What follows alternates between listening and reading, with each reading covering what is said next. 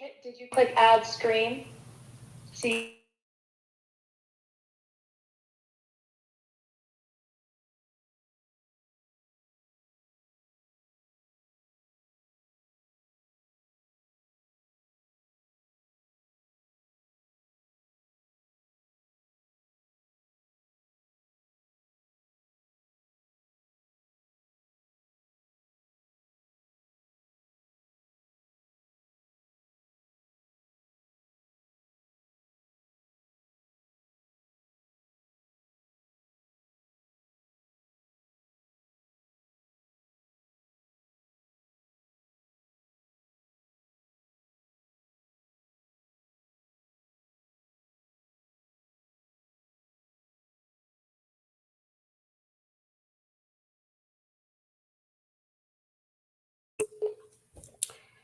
Hello, everyone, and happy Wednesday. Happy December, and I hope everybody had a great Thanksgiving. Sorry, my voice is a little bit under the weather, but I'm here ready to go. Welcome to Leadership Live with Steve White. We do this on a regular basis to talk about leadership, talk about living your why, talk about how do you live your best year. And during our last broadcast, we had a ton of questions and I couldn't get to those. So I want to get to them now. If you have questions, please submit them and I'll try to get to them as well as we move forward. So again, thank you for joining us. Happy December. Welcome to Leadership Live with Steve White.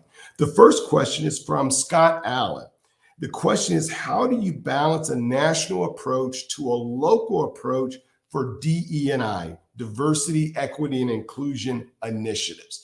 So first of all, from a national standpoint, it is all about clearly setting a vision for what we're trying to accomplish. What kind of organization do we want to create? What kind of leaders do we want to have?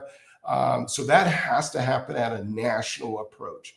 The second thing that has to happen from a national approach is the permission and to help create the space for safe conversations. And that's where the leaders of companies, leaders of organization really have to be visible. They have to be out front and talking about DE&I and why it's so important from a company perspective. Number three, at a national level, that's where we can set whether there are incentives or recognition for leaders that are living and embodying the DE&I. You want to be very consistent with that. You don't want that to be from a local perspective.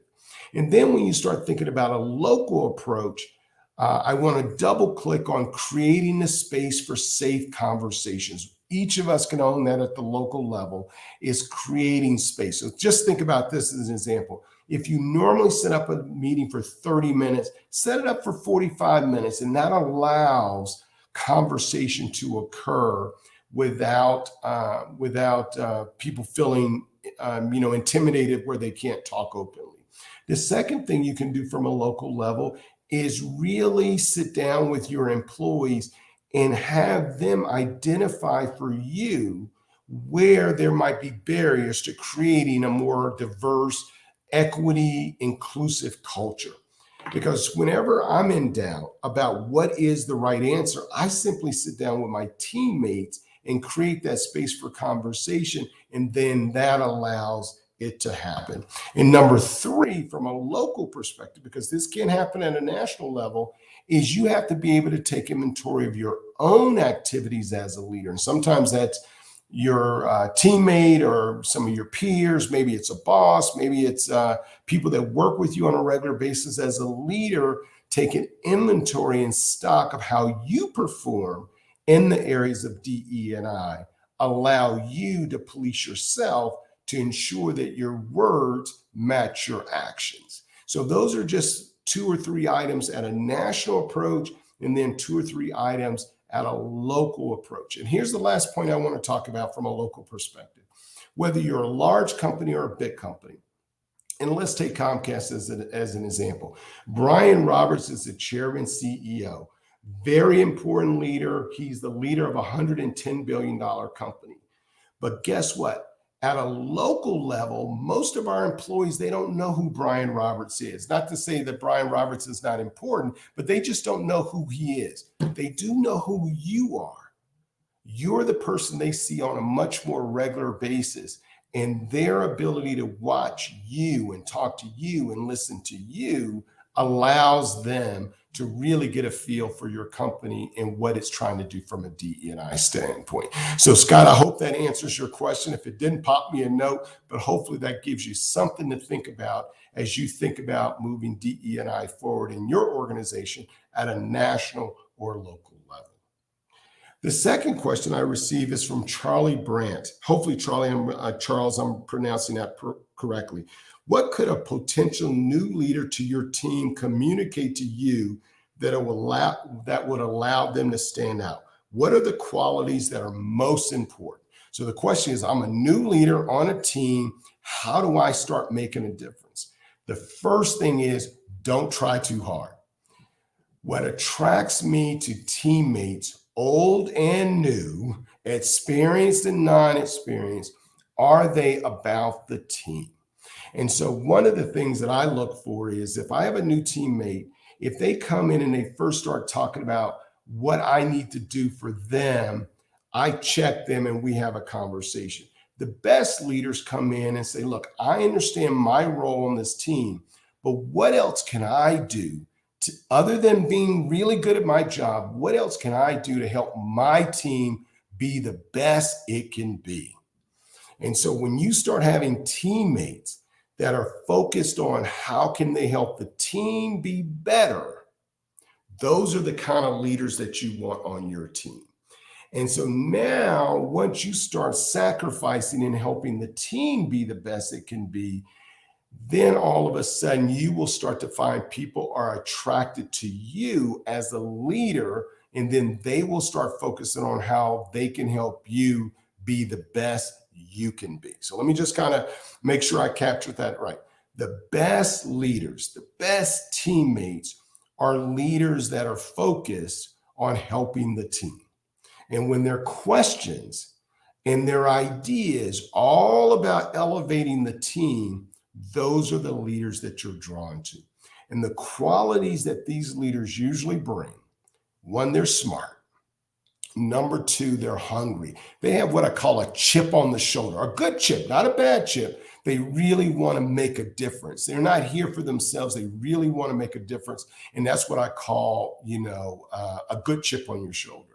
Number three, they're always focused on trying to get better. That's what I call continuous improvement, to be better. So they're always saying, hey, coach, hey, boss, how can I get better? How can I be better at this? And they seek out feedback on how they can be better as an individual and also how they can help the team. So there's a hunger inside of them that makes them, a great teammate, because they're always trying to get better. Number four is they're humble. They're very humble. They're focused on being the best they can be, but it's not about look at me, look at what I accomplished. They take satisfaction in how the team is doing well. And then obviously they have to have functional capabilities. They have to be very competent at their craft, and that's how you can make the biggest difference. Then you can start focusing on how you can help your team be better. So those are the qualities that I look for. And this is a very important question. So Charles, thanks for sending this question to me, because now when we're in an environment where most of us are virtual, and most companies have committed to a more flexible work environment, not all, but where they're saying, well, you can work from home X amount of days, you can come into the office X amount of days. There are some employees that will work from home all the time. So how do you stand out in an environment where you're not seeing the major leaders on a regular basis? You're not seeing them on a consistent basis.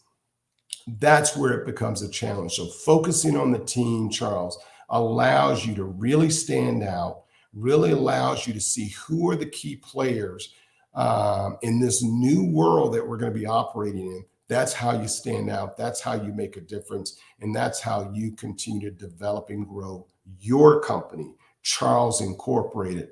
That's how you go. So I've got another question here. I didn't have a name. The next question really focused on, Steve, how do you maintain your mental balance when there's so much coming at you? You've got business challenges. Sometimes you have family challenges. You've got COVID. You've got all of these external factors at play. You've got DE&I.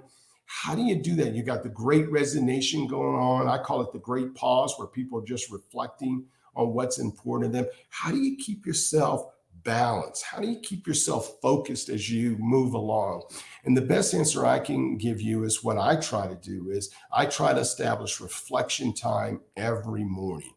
I don't know about you, just jumping out of bed, jumping right into work and activities, even family activities, does not work for me. I just need a few moments in the morning to myself so I can reflect on my day, think about what's important. Where am I staying focused on my why? Where am I getting off track? And that's really where I try to focus my efforts. So I try to reflect, get myself centered for the day so I know what I'm trying to get done. I write it down so I can ensure that I'm staying on track with what I'm trying to accomplish. And so I do that each day. But before that day starts, even before the week starts, for me, I like to take Sunday. I just like to take a half hour every Sunday, write down my objectives for the week. What am I trying to accomplish? Where do I need help? Where might I run into roadblocks? So therefore, I set my plan for the week. And therefore, each day I know what my plan is. I can center on that. And that allows me to take on the day. These are unique, challenging times. And so your job as a leader is to make sure that you're centered, you're grounded on what's important, which then allows you and your team to really thrive during these crazy times. So thanks everybody for listening. I hope these questions that I answered were helpful to you. We're going to do this LinkedIn Live on a monthly basis. Send us your questions. Follow me on social media. Call to action. If you're not following me on social media, please follow me either on LinkedIn or Facebook or Instagram. Go to my website, stevewhitespeaks.com, and you can find out what's happening with me. And hopefully there's information there that might help you on your journey as you become and be the best leader you possibly can. Thanks for listening. Have a great Wednesday. Have a great December. And I'll talk to you again in January. Take care.